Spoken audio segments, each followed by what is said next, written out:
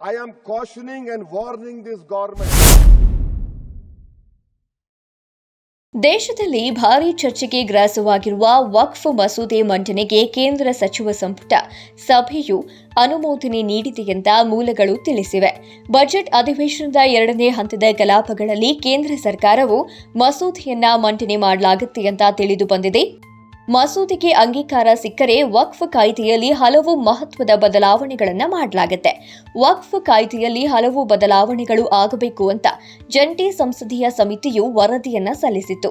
ಅದರಂತೆ ಕೇಂದ್ರ ಸರ್ಕಾರವು ವಕ್ಫ್ ಮಸೂದೆ 2024ಕ್ಕೆ ಅನುಮೋದನೆ ನೀಡಿದೆ ಅಂತ ತಿಳಿದು ಬಂದಿದೆ. ಈಗಾಗಲೇ ವಕ್ಫ್ ಕಾಯ್ದೆ ತಿದ್ದುಪಡಿಗೆ ಎಐಎಂಐಎಂ ಸಂಸದ ಅಸಾದುದ್ದೀನ್ ಓವೈಸಿ ಸೇರಿ ಹಲವರು ವಿರೋಧವನ್ನು ವ್ಯಕ್ತಪಡಿಸಿದ್ದಾರೆ. ಏನೆಲ್ಲ ಬದಲಾವಣೆ? ವಕ್ಫ್ ಕಾಯ್ದೆಗೆ 14 ಪ್ರಮುಖ ಮಾರ್ಪಾಡುಗಳನ್ನು ಮಾಡಿ ಸುಮಾರು 44 ತಿದ್ದುಪಡಿಗಳನ್ನು ಜಾರಿಗೆ ತರಲು ಜೆಪಿಪಿಎ ಸಮಿತಿಯು ಶಿಫಾರಸನ್ನ ಮಾಡಿದೆ. ದೇಶದ ಯಾವುದೇ ಆಸ್ತಿ, ಜಾಗವನ್ನ ವಕ್ಫ್ ಆಸ್ತಿ ಅನ್ನೋದಾಗಿ ಘೋಷಿಸುವ ಪರಮಾಧಿಕಾರದ ಬದಲಾವಣೆ ಸೇರಿ ಹಲವು ಪ್ರಮುಖ ಬದಲಾವಣೆಗಳನ್ನು ಮಾಡಲಾಗುತ್ತೆ ಅಂತ ತಿಳಿದು ಬಂದಿದೆ.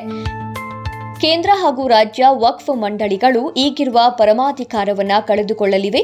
ಯಾವುದೇ ಆಸ್ತಿಯನ್ನ ವಕ್ಫ್ ಆಸ್ತಿ ಅಂತ ಘೋಷಿಸಲು ಸಾಧ್ಯವಾಗುವುದಿಲ್ಲ ಹಾಗೂ ಹಾಗೆ ಘೋಷಣೆ ಮಾಡಲು ನಿಖರ ದಾಖಲೆ ಇರಬೇಕು ಅನ್ನೋದಾಗಿ ಹೊಸ ವಿಧೇಯಕದಲ್ಲಿ ಉಲ್ಲೇಖಿಸಲಾಗಿದೆ ಅಂತ ಮೂಲಗಳು ತಿಳಿಸಿವೆ. ವಕ್ಫ್ ಆಸ್ತಿಗಳ ನಿರ್ವಹಣೆಗೆ ಇದರಿಂದ ಹೆಚ್ಚಿನ ನಿಯಮಗಳು ಅನ್ವಯ ಆಗಲಿವೆ. 1995ರಲ್ಲಿ ವಕ್ಫ್ ಕಾಯ್ದೆ ಜಾರಿಗೆ ತಂದಿದ್ದು ಇದರಲ್ಲಿ ಕೆಲ ಬದಲಾವಣೆಗಳನ್ನು ಮಾಡುವುದು ಕೇಂದ್ರ ಸರ್ಕಾರದ ಉದ್ದೇಶವಾಗಿದೆ. ಹಾಗೆಯೇ ವಕ್ಫ್ ಆಸ್ತಿಯ ನಿರ್ವಹಣೆಯಲ್ಲಿ ದಕ್ಷತೆ ತರೋದು ಕೂಡ ಕೇಂದ್ರದ ಉದ್ದೇಶವಾಗಿದೆ.